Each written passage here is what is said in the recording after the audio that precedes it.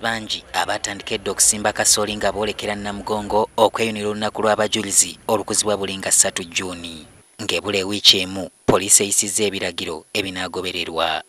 Abavuga ebidduka anti babeere bagenderevu nnyo oba balabye abalamuzi nga bajja babeere bagenderevu nnyo bakendezeko sipiidi n'abajja abatambula tebatambula mu luguudo wakati. Poliisi eriko ebimu ku bintu byeganya abalamazi okutambula nabyo mu migugu. Tebajja ne macupa oba nebiso kubanga tetujja bakkiriza okuyingira nabo. Abaana bato temujja nabo kubanga ebiseera bisinga tutera nnyo okufuna obuzibu nti babulabula nnyo. Essaza ly'e Kotido lirigenda okuba mu mitambo gy'emikolo ku mulundi guno nga giwera emyaka 28 bukya abajulizi ba Uganda batirimbulwa olw'okukkiriza okugoberera Kristo. Mu bangi abeesimbye edda mu Yasanjala mwe muli n'ekibiina ky'abalamazi bano ekitambudde olugendo okuva mu bitundu by'e Karamoja okutuuka mu kibuga ky'e Iganga.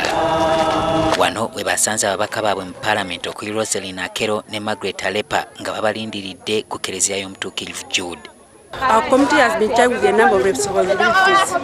One is to mobilize the Karamojongs, the Friends, and the Christians around Karampala to make sure that they really contribute towards the success of Namugongo.